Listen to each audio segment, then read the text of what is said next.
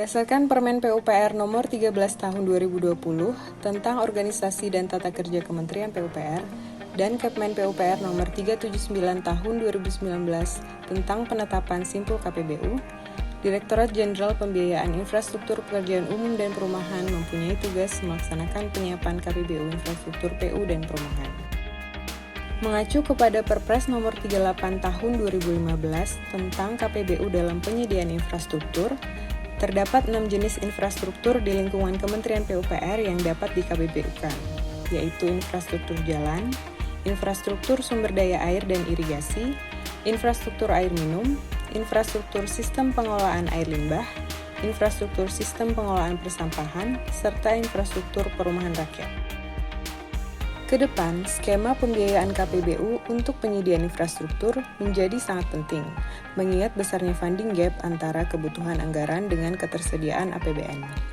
Kebutuhan dana investasi selama periode 2020-2024 sesuai Visium Kementerian PUPR adalah sebesar Rp2.058 triliun, sedangkan ketersediaan APBN diperkirakan hanya sebesar 30% atau sebesar Rp623 triliun.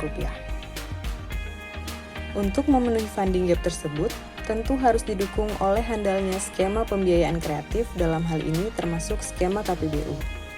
Namun, sampai saat ini kita masih menghadapi berbagai kendala dalam penyiapan KPBU, diantaranya berupa masih terbatasnya proyek KPBU infrastruktur PU dan perumahan di luar proyek jalan tol, skema KPBU infrastruktur PU dan perumahan yang saat ini masih tergolong konvensional, proses penyiapan proyek KPBU yang masih lama, terbatasnya skema KPBU khususnya KPBU dengan mekanisme pengembalian investasi bukan dari user charge atau dari user charge tapi dengan tingkat pengembalian yang kurang menguntungkan bagi investor, serta belum adanya unit kerja di Kementerian PUPR yang berfungsi sebagai paying agent dan penerima user charge dalam pelaksanaan KPBU.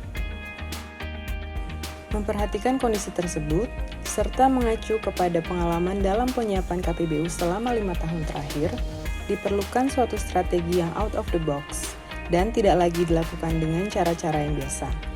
Kita memerlukan suatu terobosan yang mampu mempercepat pelaksanaan proyek KPBU di lingkungan Kementerian PUPR.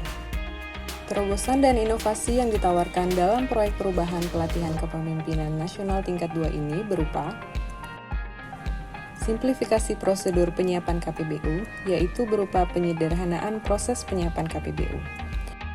Pengembangan KPBU Bundling Project sebagai alternatif skema pembiayaan KPBU, serta pembentukan BLU KPBU Infrastruktur PU dan Perumahan yang bertujuan untuk menjawab kebutuhan suatu unit kerja, khususnya yang dapat bertindak sebagai paying agent dan pengelolaan user charge untuk KPBU sektor spam, PLT sampah, perumahan, dan sumber daya air. Adapun manfaat proyek perubahan bagi stakeholder internal adalah, sedangkan bagi stakeholder eksternal adalah pentahapan atau milestone proyek perubahan ini dibagi ke dalam 3 kelompok besar, yaitu milestone jangka pendek, milestone jangka menengah, milestone jangka panjang.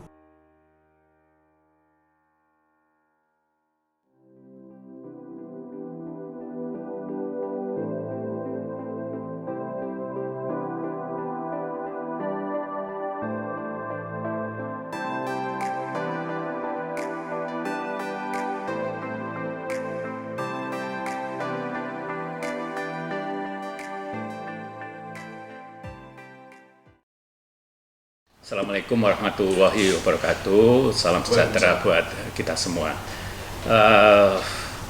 Apa yang disampaikan oleh Pak Agus dengan gagasannya untuk membuat proyek perubahan, ya, dengan judul Strategi Percepatan Pelaksanaan Proyek KPBU dalam upaya meningkatkan penyediaan infrastruktur pekerjaan umum dan perumahan melalui optimalisasi 3 pilar KPBU. Ini kalau menurut saya sangat tepat, dan saya berharap Pak Agus dan kawan-kawan semua yang saat ini sedang mengikuti diklat tetap sehat. Terima kasih. Wassalamualaikum warahmatullahi wabarakatuh.